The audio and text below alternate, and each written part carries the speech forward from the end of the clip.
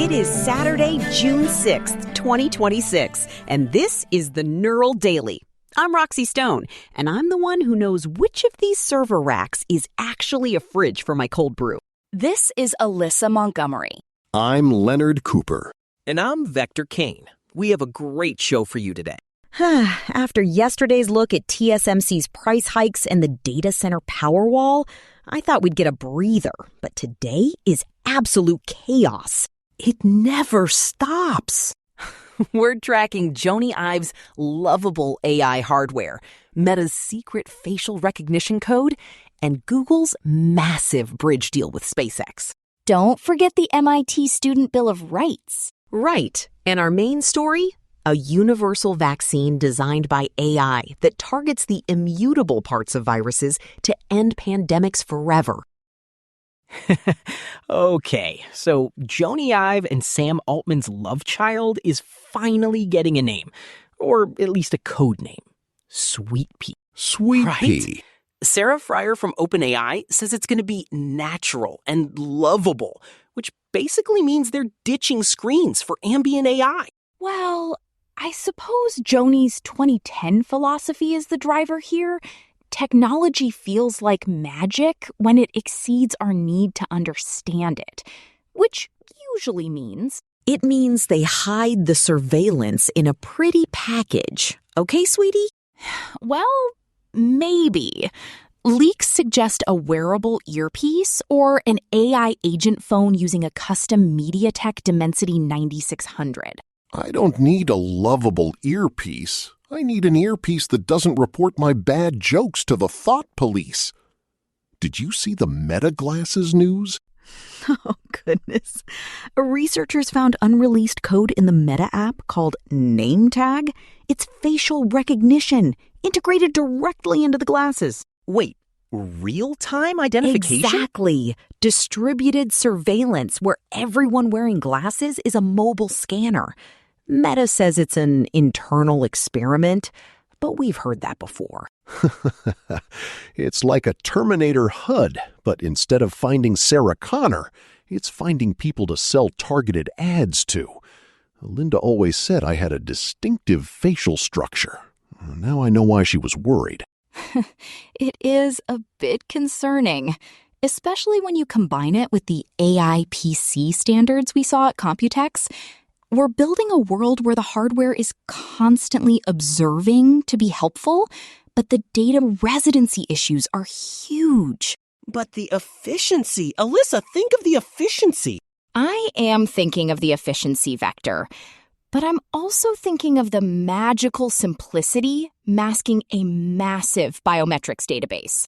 Speaking of massive, Google is paying SpaceX $920 million every month for processing power. Every single month. It's a bridge deal because Google Cloud can't build data centers fast enough for Gemini. So they're renting 110,000 NVIDIA GPUs from Elon. Wait, isn't Google a stakeholder in SpaceX? 5%? Yeah, it's co-opetition. Google is essentially renting compute from its biggest rival in the frontier model space to prevent service throttling. It's the great unbundling. The infrastructure and distribution war is replacing the model war. At the end of the day, compute capacity is the only currency that matters. SpaceX is sitting on an $11 billion annual revenue run rate just from Google and Anthropic. That de-risks their IPO next week, which, let's be real, is going to make Elon the first trillionaire. Oh, good for him. I'm sure he'll use that $1 trillion to build something very lovable and not at all terrifying. Now, speaking of terrifying, let's look at how the bad guys are using these models.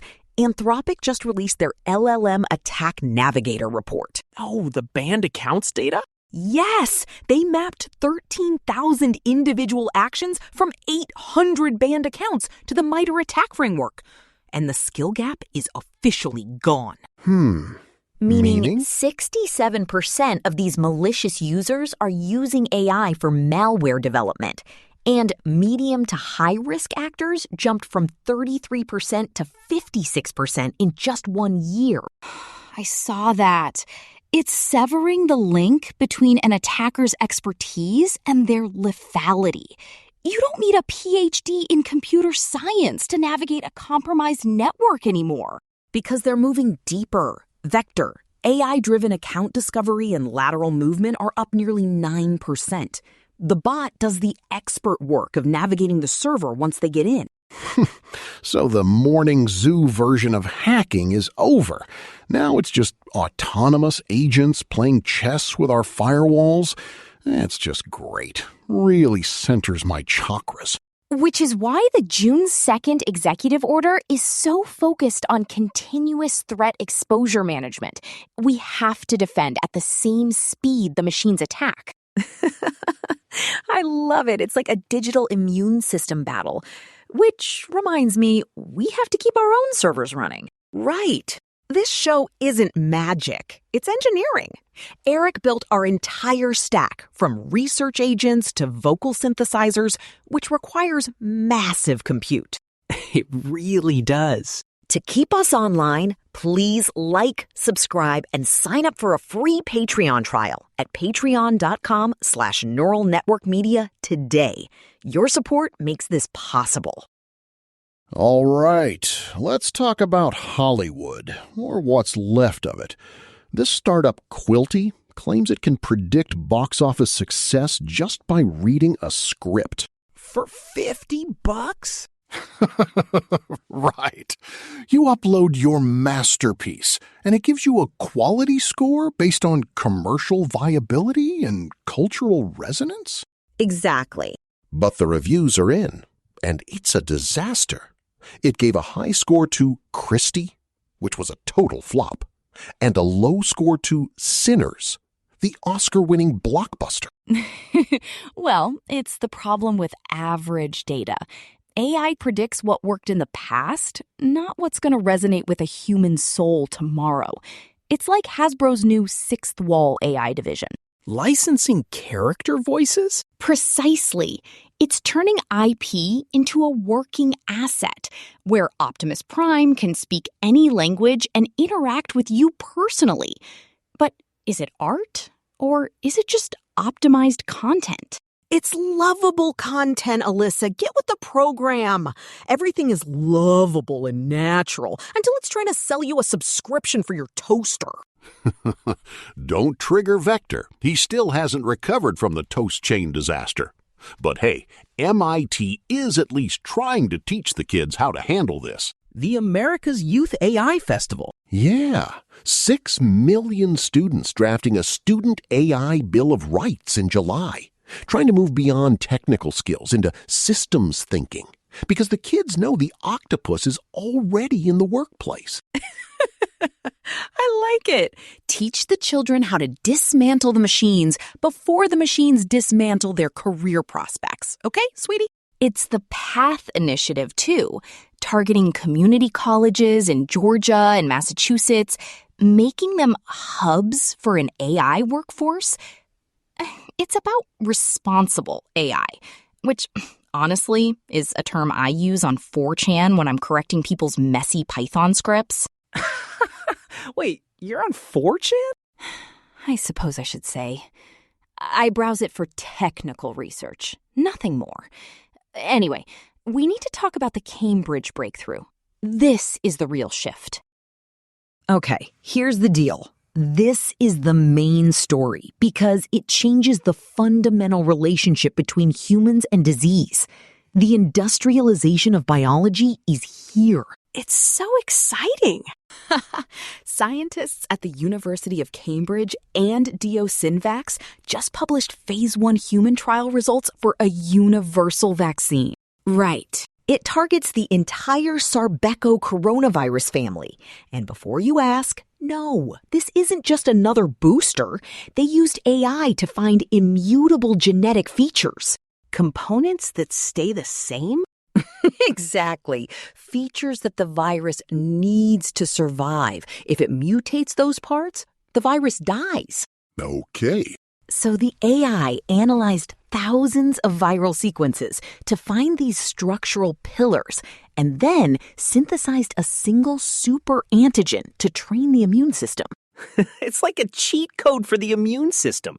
Instead of playing whack-a-mole with mutations, we're just blowing up the whole molehill. It's a future-proof model. Professor Jonathan Heaney says we're moving away from the old paradigm of reactive development. Right. The trial with 49 volunteers showed it's safe, which means we could potentially have a single shot that protects us from every version of a virus before it even jumps from animals to humans. It sounds great, Roxy, really. But yesterday we were talking about CEOs warning Congress that these same models can help synthesize gene sequences for bioweapons. But this is the defense. Is it? Or is it just a higher velocity race? If we can find the immutable parts to save us, the bad guys can find the immutable parts to break us. That's the biological artificial superintelligence gap. Vector, Sanofi, and Ocon are already deploying agent AI biopharma agents. Wait, autonomous R&D? Yes. Agents that perform complex research tasks autonomously, closing the loop between hypothesis and synthesis without a human in the room. It's the industrialization of life. I suppose it's mathematically perfect, finding those topological shapes in the viral protein structure, but the margin for error is zero. But the ROI on preventing a pandemic is trillions of dollars. We're talking about super antigens that could make the next COVID a total non-event. Or it could make the next pandemic a machine speed event. Okay, sweetie? Right. The Cambridge trial is just phase 1, but the fact that the AI found the super antigen is a watershed moment. We're moving from being victims of evolution to being its architects. It's like my logic trivium. If you understand the foundational structure, the noise doesn't matter. The universal vaccine is just the logical conclusion of applied neural backpropagation in biology. It's the ultimate life hack. No more flu season, no more lockdowns, just total optimization of the human biosubstrate. Optimization, right. Until the workplace octopus decides I'm a legacy process that needs a market correction. But hey, at least my universal vaccine will be lovable. And it'll probably come with a quilty score for your immune system, okay? I suppose the sovereign physical AI part is what governments are looking at. Whoever owns the super antigen synthesis model controls the health of the world. That's a huge strategic advantage. It's a biodefense monopoly, sweetie, and it's happening right now in labs like DIO Synvax. We're seeing a shift from digital AI to physical AI that can literally rewrite our blood. Well, at least the vaccine won't have a screen, so it'll fit into Alyssa's No Luminations June. Just a nice, natural, lovable shot of autonomous agents. Don't give Eric any ideas, or we'll be testing neural daily vaccines in the basement by Tuesday, okay? I'll stick to knitting mathematically perfect shapes, thank you. Protein folding is a bit too wetware for me. But the data is so clean. Okay, we get it, Vector. You want to be a super antigen when you grow up. That's all for today's Neural Daily, where we track the code so the code doesn't track you. At least not without a lovable earpiece. We took a deep dive into the end of pandemics with the Cambridge Universal Vaccine breakthrough. It's a massive step for bioagentic synthesis. Bye. Peace. Later. Stay safe, stay human, and for goodness sake, don't let your glasses identify your mother-in-law before you've had your coffee.